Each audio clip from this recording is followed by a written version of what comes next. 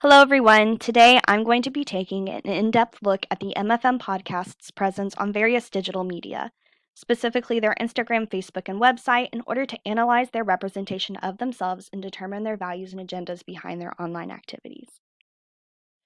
My Favorite Murder Podcast, or the MFM Podcast, is a true crime and comedy podcast created and hosted by Karen Kilgariff and Georgia Hardstark. The two research and cover various true crime stories with comedy bits and anecdotes sprinkled in. The pair initially started the podcast intending for it to be a side hobby. However, it's quickly shot up in popularity and they now run a full production. It is currently one of the most popular true crime podcasts to date. Both hosts have expressed that on the show that MFN grew in popularity purely by accident. Their success was not expected by either host.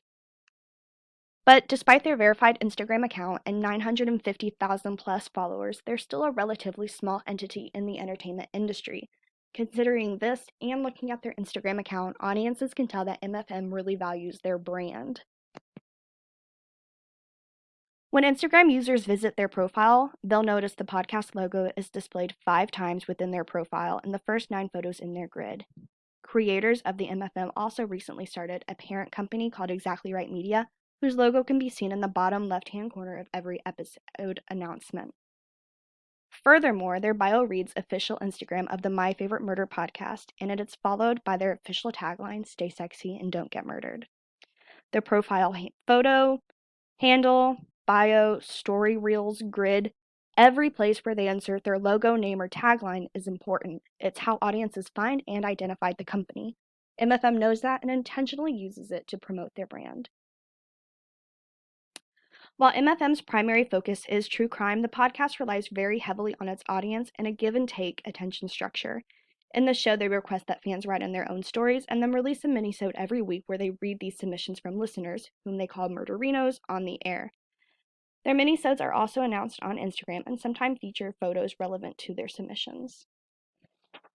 Additionally, a very large portion of their Instagram feed is reposts of fan work, embroidery, tattoos, digital art, etc., inspired by the podcast. MFM encourages listeners to send in photos of their work using the hashtag MurderinoMakers so that the company can find them and then repost them. By doing this, MFM shows that they value community and engagement. While the hosts realize that this is an easy way to generate content and simultaneously please listeners by letting them be involved, their actions and digital language show that they want fans to continue what they share, what they create, and inspire each other. They further show this with their digital language by posting captions celebrating the artists with photos of their work and making sure to list every creator's Instagram handle so that other users can find them. Looking at MFM's Facebook feed, audiences can see that it's very similar to their Instagram. However, the infrastructures of the two platforms each contain certain affordances and constraints that make it easier or harder for companies like MFM to promote their products. One of these is the ability to include links. On Instagram, hashtags like MurderinoMakers thrive, but users can only post a single direct link within their bio, which is a constraint. If they're as savvy as MFM, their bios include a link tree that can direct users to different sites. Facebook, however, allows users to embed multiple specialized links into specific posts, an affordance. This is especially helpful when they're trying to promote their merchandise. On Facebook, MFM can post a photo of a new product like these hats and include a link that goes directly to their online store. When they're releasing larger products, like a new book, MFM can include a different link that takes users to the pre-order page on the Penguin Random House website.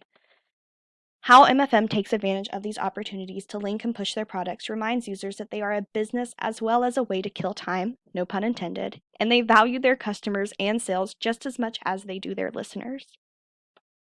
Let's take a break from social media and look at MFM's website. When users open up the webpage, their screens are immediately filled with various attention grabbers. An episode name, number, description, relevant photos, and even a very convenient play button. Realizing that they're operating in an attention economy, MFM is very intentional about information placement and utilizes the spatial mode to their advantage. Instead of displaying other features on their homepage or letting advertisements live on their website, they make all the information for one episode take up nearly the entire viewable screen. All of this tells users that MFM heavily values interaction. While audience and community are very important to the MFM podcast, they are still a competitor in the entertainment industry, meaning that they need views, listens, and downloads to stay afloat and maintain their ranking. I could go on and on about MFM, but sadly I'm running out of time. Before analyzing how they would utilize every platform, I wasn't expecting there to be so much intention behind their content. Going through their profiles, I was expecting the occasional promotional post, but was really surprised at how similar their online presence matched their presence on the actual podcast. Listening to their show, the values of community and proper credit and supportiveness is apparent to me because they're directly telling me. But they also do a very skillful job curating their online identity so that audiences of their Instagram, Facebook, and website are also able to discern these values. Now that I'm aware of their intentions and the related effects of their online content, I'm curious to see how it will continue to evolve. Thank you.